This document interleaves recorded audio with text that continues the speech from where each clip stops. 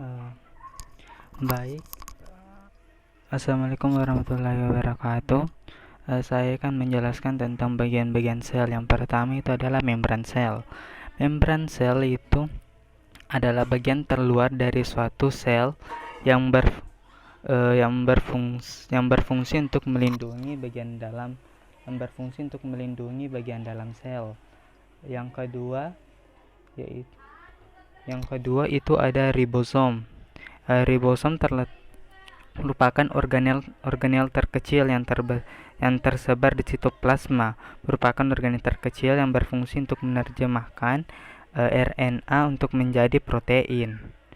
Yang selanjutnya itu ada nukleus. Nukleus itu berada di tengah-tengah dan berfungsi untuk memproduksi ribosom untuk dalam suatu proses pembentukan protein.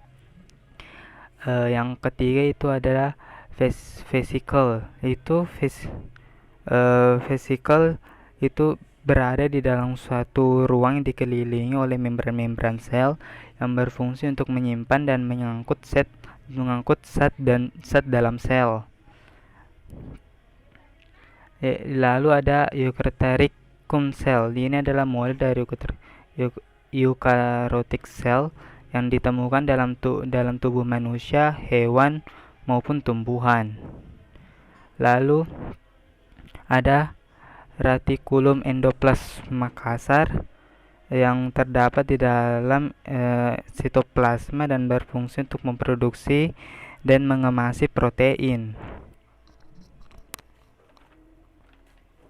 Selanjutnya itu ada nukleus yang terdapat di tengah-tengah sebagai pusat inti kendali dalam sel. Lalu adalah nuklear pores. Nuklear pores ini terdapat di pinggir nukleus dan sebagai pintu antara nukleus dan sitoplasma. Lalu ada mitokondria.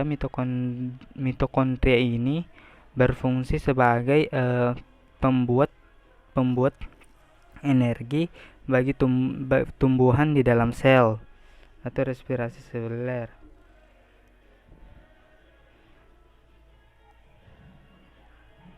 Lalu ada sitoplasma. Sitoplasma ini merupakan suatu cairan yang terbuat yang seperti gelatin yang berfungsi untuk mengantarkan organisme di dalam sel.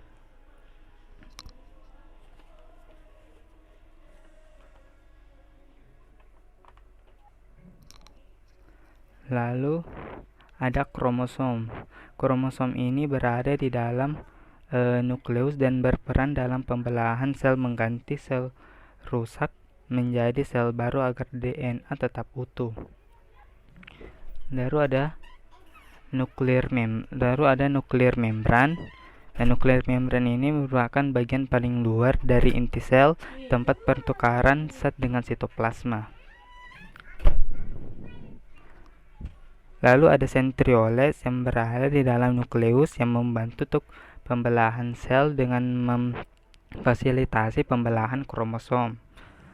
Lalu yaitu ada lisosom sebagai tempat pencernaan dan pembuangan limbah sel. Lalu ada retikulum endoplasma halus untuk mensintesis lipid, porosit, dan stereosit.